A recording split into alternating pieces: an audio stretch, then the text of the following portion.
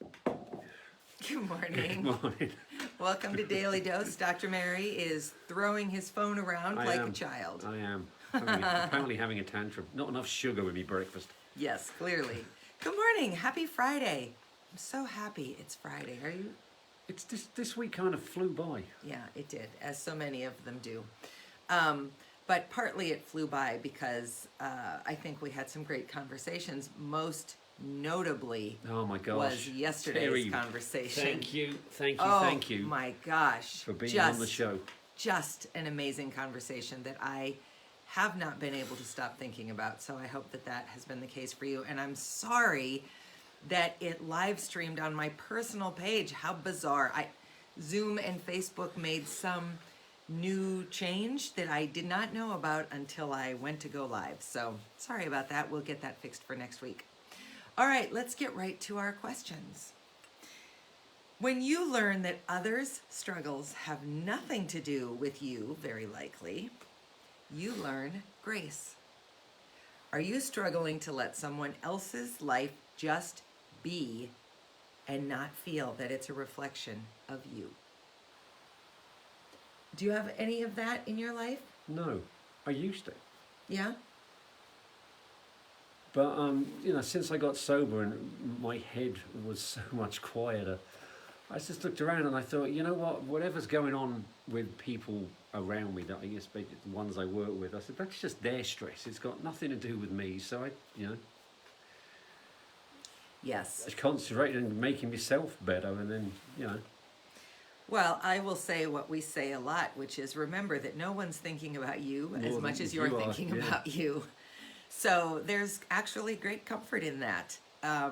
They're all thinking about themselves too. So you don't need to own somebody else's mess. It's probably not yours. It isn't. It probably, it's absolutely right. It isn't. You might contribute to it from time to time, but it really isn't yours.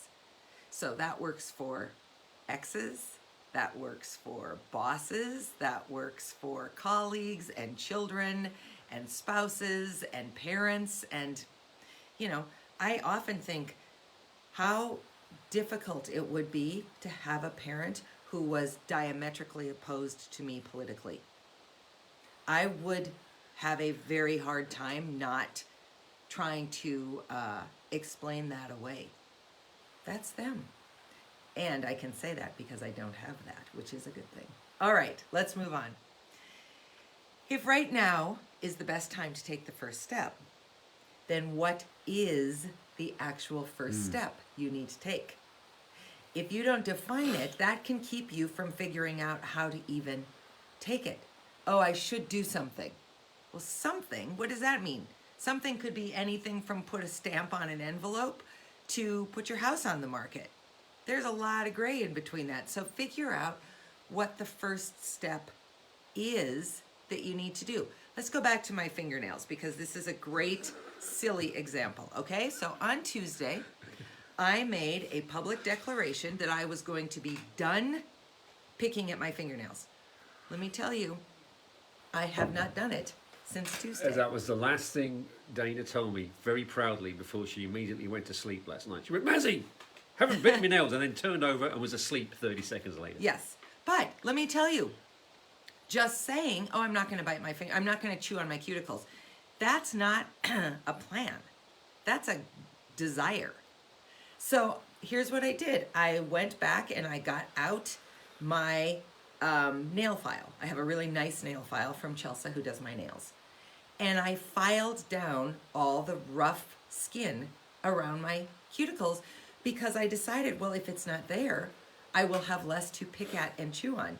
This is so mortifying that I'm having this conversation with anyone on the planet who wants to tune in. But again, if it holds me accountable, it's worth it to me. Yeah. So every morning I get up and I just sort of file around and then I put on a little cuticle oil. And guess what? I'm not saying to you, so I'm cured, I'll never do it again. I'm saying to you, I've had 4 good days. So define that first step. And it might be as simple as, I'm just going to use a nail file to smooth down the rough skin around my cuticles. That's actually quite good. I know. Yeah, good one. Thank you. All right. What's the worst that can happen if you just get brave and take the first step? Yeah. If you really stop to consider taking that first step and the fear around it. So here is my suggestion to you based on another book that I'm reading this week, whose name I cannot tell you right this minute. That's not it. Yeah. Do a pre-mortem. Everybody knows what a post-mortem is. So you've gone through a production, you've gone through a campaign fund, you've done whatever you've done, and you sit down at the end and you say, all right, what worked, what didn't work, what do we need to change, what do we need to carry over, blah, blah, blah, blah, blah. Do a pre-mortem. So if you know that your fear around getting started is this, and this, you're much more likely to be able to address them if they happen, if you've thought about them on the front end. And here's what I think is likely true. Mostly they aren't even going to happen. You know, think about getting on a plane. Everything from, did I remember my driver's license or my passport, to what if there's a terrorist on the plane and it blows up? Well, most planes don't have terrorists on them. It is a fear, and I'm not even saying it's an illegitimate fear, but if you can address it on the front end, you're much more likely to be able, that's not a great example, but you know what I mean. You're much more likely to be able to deal with it if you are faced with it, and you very likely will never be faced with it. So, pre-mortems. Address your fears. All right, let's Well, get... that's interesting. Yeah, you can actually scale it then. I'm afraid of this, but what's the likelihood of it happening? So therefore, right now, maybe I shouldn't worry about it. Yeah. If the plane starts making a funny noise, maybe I'll worry about it then. Yep. And then in which case it might even be inconsequential after a couple of minutes. That's good. Thank you. Yeah, I think it's really important to just acknowledge that your fear is legitimate, even if it's irrational. Just don't judge it, just acknowledge it, address it, and imagine how you will deal with it if you are confronted with it. So that if you are, you've already anticipated it, and it doesn't come at you from nowhere. All right.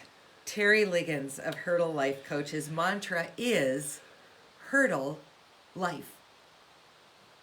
How can you apply that for yourself?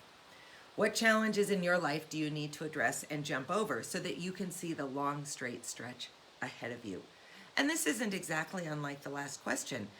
A hurdle is just a fear or an impediment or an obstacle.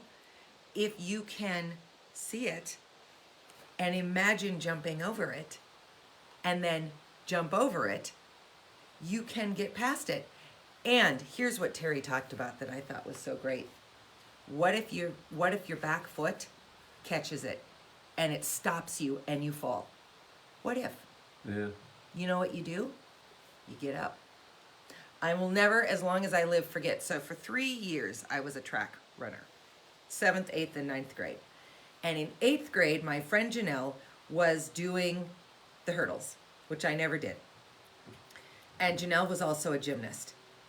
And her foot hit a hurdle, and she went into the most beautiful somersault I've ever seen in my entire life. And out of that somersault, she just got up and kept running. It looked like a choreographed scene. It was so glorious. Now, she didn't win her heat, but she also didn't stop. Yeah, she didn't just sit there and cry. No, she just recognized it, she solved it, and she kept on going. I like that. That's a good lesson right there. That's a good thing to keep in your head. I think about Janelle and that hurdle a lot, actually. She'd be so shocked that I remember that. She probably doesn't remember it because it was so intuitive to her. But I'll just never forget watching her do that. And that is life. Yeah. We're all going to hit that thing that trips us up. It's how we choose to get up that matters, that changes it, that sets the next tone and pace for your life. So, hurdle life. Next question. Many of us have had some level of trauma in our lives.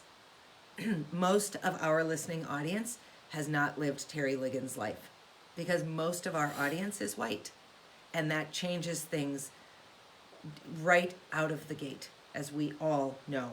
But most of us have some level of trauma in our lives, adversity in childhood that we carry into adulthood. Terry talked about reaching out, this fourth C, reaching out as community members to be part of the administration of justice. So you have cops, courts, and incarceration as three ways to administer justice. But his focus is on community. So where can you play your part in the community's role in preventing trauma in the first place? Here's the thing. If someone didn't have to go through something challenging, they wouldn't have to overcome it. And while we can all acknowledge that we are the sum total of who we are and our lived experiences, some trauma is just trauma for trauma's sake. And what if we could keep that from people? What if we could give them a healthier start? Wouldn't they be more likely to go on to become healthy people? Yes. And doesn't everyone deserve that? Yes, they do. So where can you play a part in that? That might be volunteering, that might be giving donations. Maz and I gave a donation to Terry's work yesterday. We were so moved by it. We felt so strongly that this was an area that we could play a part in trying to systematically change one small pocket of the world's Black, brown, and other poor children's experiences. Not that there's not trauma in middle and upper middle class and wealthy families too, but it's different. So can you give money? Can you give time? Can you give resources? Can you be a mentor? Can you do volunteer? There's all kinds of things that we can all do. And we are all called to do something. Last question. Life is not wins and losses. Life is wins and lessons. God, that's just fantastic. It really is. Your losses contributed to your overall life and made you who you are today. Do you need to shift the way you think about some of those losses as lessons that have gotten you to this point? And you've talked about this too, that, yeah, it would be great if you wouldn't have become an alcoholic. Yeah. But look what's come out of it. Yeah. Including this program. Yeah. We would not be doing this program And had Maz not become an alcoholic and we'd gotten through it together. you and I are closer because of it. Yes. Yes, our lives are infinitely better. Yeah.